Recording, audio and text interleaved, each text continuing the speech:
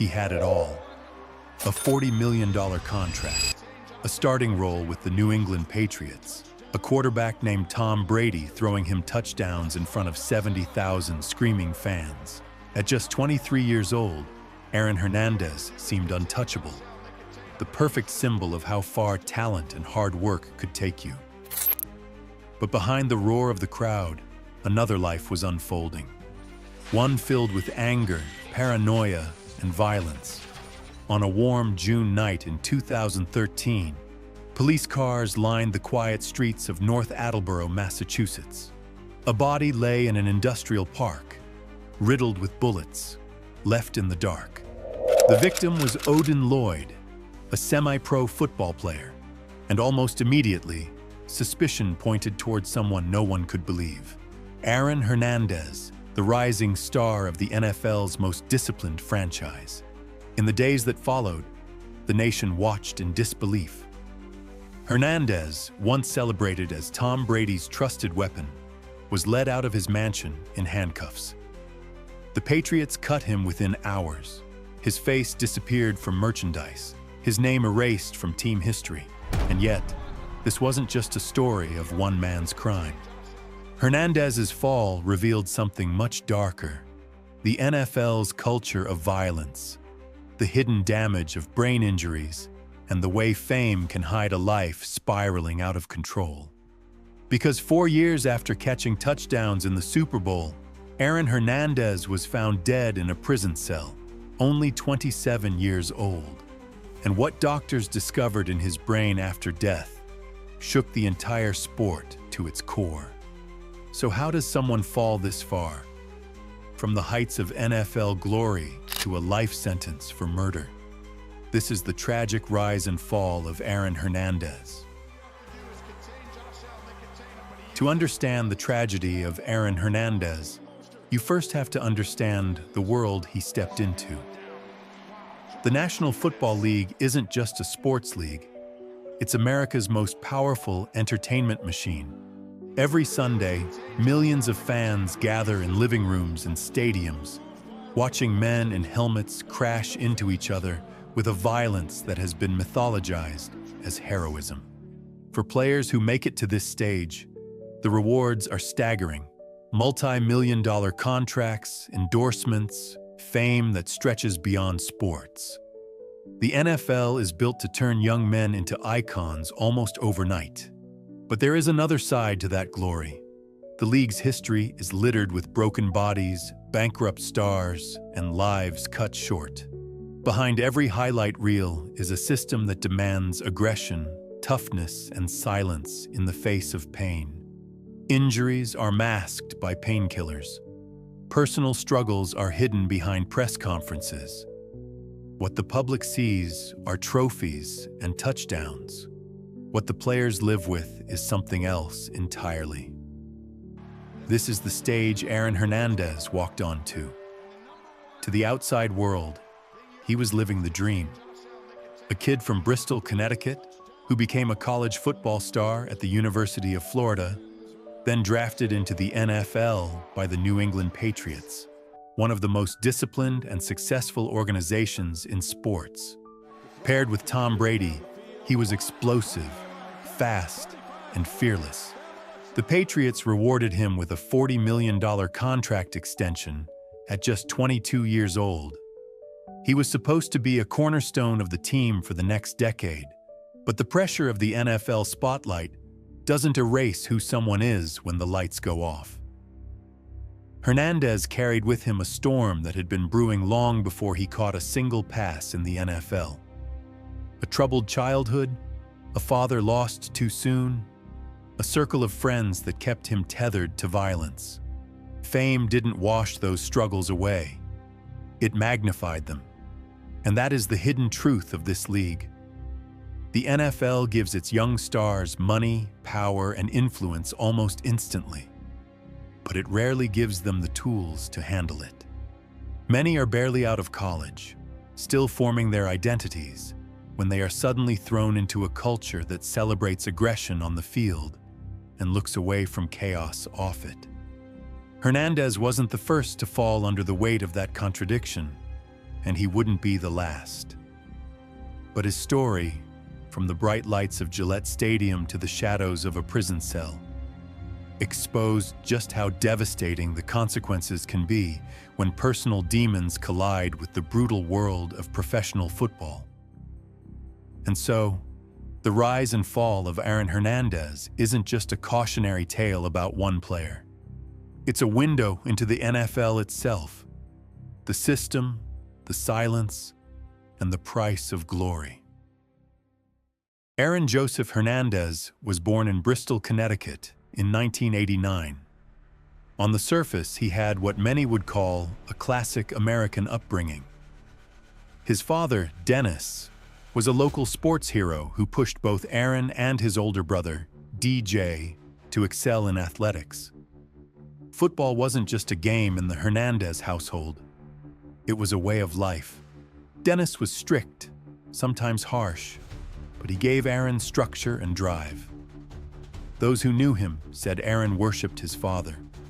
But when Aaron was just 16, that foundation was ripped away. Dennis Hernandez died unexpectedly during a routine surgery. Friends recalled Aaron as shattered, untethered. In the years that followed, he drifted toward older friends, some with criminal records, and began experimenting with marijuana. His mother's new relationship, with a man who had once been arrested for drugs, only deepened Aaron's anger.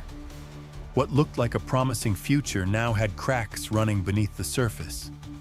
On the field, though, he was unstoppable. At Bristol Central High, Aaron dominated. He was tall, fast, and powerful, a rare combination that drew attention from major college programs across the country. At just 17, he committed to play for the University of Florida, one of the most prestigious football schools in the nation. In Gainesville, Hernandez quickly made his mark. Under head coach Urban Meyer, and with future Heisman winner Tim Tebow at quarterback, Hernandez became a star tight end. By 2008, he helped lead Florida to a national championship. Coaches raved about his talent. NFL scouts saw him as a future pro. But even in college, warning signs followed him. Reports surfaced of failed drug tests. There were rumors of fights, late-night arguments, and questionable company. Still, the wins piled up, and his on-field brilliance overshadowed the whispers. In 2009, he won the John Mackey Award as the nation's best tight end. He declared for the NFL draft the following year. In 2010, the New England Patriots took a chance, selecting Hernandez in the 4th round. Many teams had passed on him because of concerns about character. But Bill Belichick and the Patriots believed their disciplined culture could keep him in line. Paired with another rookie tight end, Rob Gronkowski, Hernandez was electric. Together, they formed one of the most dynamic tandems the league had ever seen. In just his second year, Hernandez helped the Patriots reach the Super Bowl. By 2012, he signed a 5-year, $40 million contract extension, a staggering reward for someone barely old enough to rent a car. He had money, fame, and a future most players only dream about. Fans saw him catching touchdown passes from Tom Brady, celebrating in the end zone, and living in a mansion with his fiancée and young daughter. To the outside world, Aaron Hernandez had made it. But behind the celebrations, old shadows were never far away. The friends from Bristol, the ones linked to drugs and violence, were still part of his inner circle. The anger from losing his father, the paranoia, the need to prove his toughness, all of it simmered just beneath the surface. It was a contradiction that defined his life. On Sundays, a polished star in the NFL spotlight. Off the field, a young man spiraling back into the chaos he had never truly left behind. And that contradiction would soon explode into the headlines in a way no one could ignore. By the summer of 2013, Aaron Hernandez should have been preparing for another Patriots season. He had the contract, the fame, the highlights, everything a young player could want. But beneath the surface, his life was unraveling. Hernandez was still deeply connected to friends from his hometown, many of them with violent pasts. He carried guns, traveled with an entourage, and lived in a world where paranoia seemed to shadow every step. Former teammates said he was convinced people were watching him, plotting against him. Instead of distancing himself from that chaos, he sank deeper into it. On June 17, 2013, that world collided with the NFL spotlight in the most shocking way. Police discovered the body of Odin Lloyd, a semi-pro football player who was dating the sister of Hernandez's fiancée.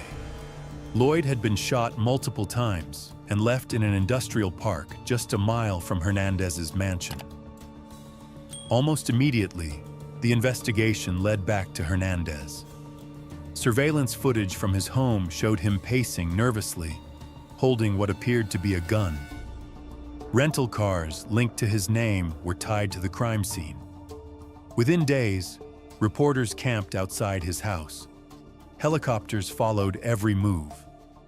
The Patriots, usually a fortress of secrecy, suddenly found themselves at the center of a national crime story. On June 26th, the image that stunned the sports world appeared on every screen.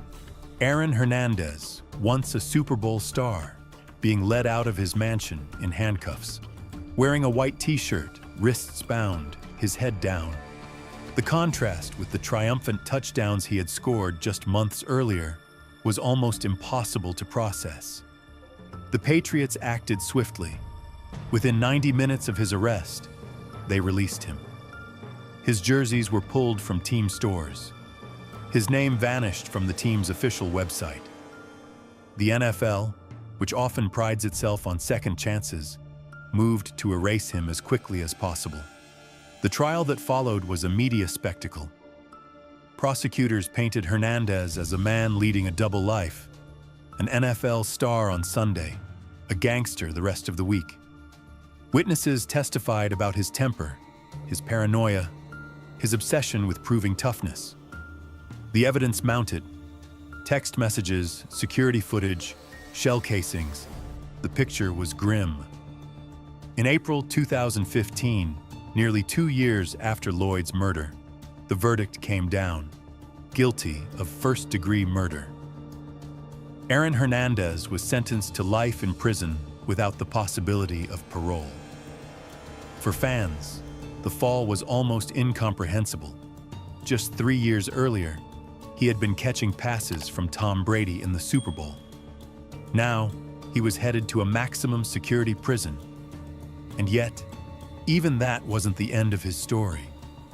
Because behind prison walls, Hernandez's life and death would take an even darker turn.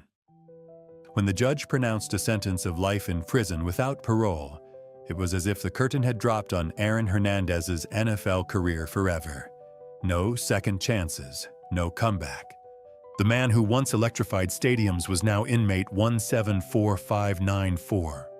Inside the Souza Baranowski Correctional Center in Massachusetts, Hernandez's world shrank to a concrete cell.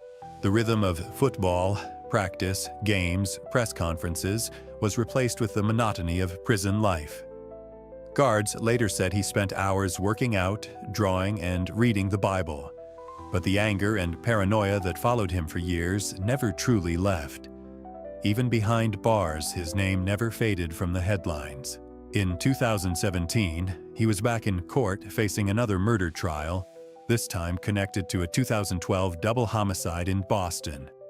Against all odds, Hernandez was acquitted. Cameras caught him smiling in the courtroom, flashing what looked like relief. For a brief moment, it seemed as though he might be clinging to hope, even if he'd never walk free. But just days later, that illusion collapsed. On April 19, 2017, at 3:05 a.m., guards found Aaron Hernandez hanging from a bedsheet in his prison cell. He was 27 years old. The news stunned the nation. How could someone who had once seemed invincible end his life so suddenly? The story might have ended there, another tragic headline in a league already filled with them. But the revelations that followed shook the NFL to its core. At the request of his family, Hernandez's brain was examined by researchers at Boston University. What they found was shocking. One of the most severe cases of CTE, chronic traumatic encephalopathy, ever seen in a man of his age. Stage 3 CTE, the kind typically found in players decades older, had ravaged his brain. Doctors described widespread damage to the frontal lobe, the area that controls judgment, impulse, and behavior. At just 27, Hernandez's brain looked like that of someone twice his age who had endured decades of trauma. For many, it offered a chilling explanation for the contradictions of his life. The bursts of rage, the paranoia, the reckless decisions. For others, it raised even bigger questions about the NFL itself. How many other young men were carrying the same hidden damage? How many tragedies had been disguised as personal failures, when in fact they were symptoms of a disease the league had been slow to acknowledge? Aaron Hernandez's death was not just the end of one man's story. It was a mirror held up to the sport that made him a star, a reminder that beneath the glory, the danger of football can leave scars far deeper than broken bones. The death of Aaron Hernandez closed the final chapter of his personal story. But what it revealed about football, fame, and the human cost of both continues to echo far beyond his prison cell. For the NFL, Hernandez became a symbol of contradictions the league struggles to reconcile. On one hand, he embodied everything fans celebrate: toughness, talent, the ability to turn a game with a single catch. On the other, his violent downfall exposed the cracks in a system that glorifies aggression but too often ignores its consequences. The culture of football has long demanded that players be tough, shake off pain, and bury their emotions. From high school to the pros, vulnerability is seen as weakness. That mindset doesn't just leave players unprepared for life after football. It can mask deeper problems that grow until they explode. In Hernandez's case, those problems came in the form of violence, paranoia, and a desperate need to project toughness off the field as much as on it. The CTE findings only deepened the unease. Hernandez was 27 years old. If his brain showed severe degeneration, what did that mean for the thousands of other players who had absorbed the same collisions? The revelation sparked lawsuits, medical research, and debates about whether the game itself could ever be made safe. Parents across America began to question if they should allow their children to play. But there's another layer. Hernandez's story wasn't just about biology. It was about environment. He grew up in a culture of violence, lost his father as a teenager, and carried grief that was never addressed. The NFL rewarded his talent but did little to address his pain. Money and fame don't erase trauma. Sometimes they magnify it.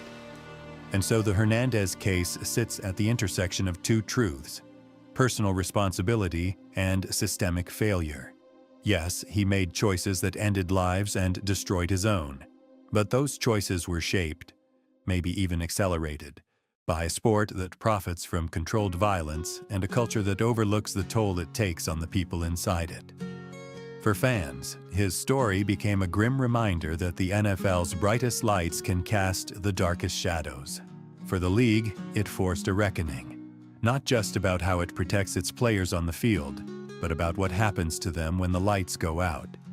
Because at its core, this wasn't just the fall of Aaron Hernandez.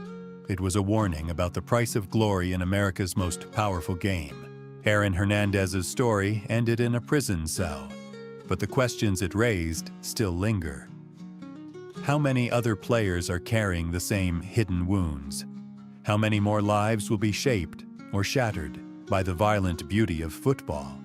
The NFL has moved on, as it always does, New stars rise, new seasons begin, and the games go on.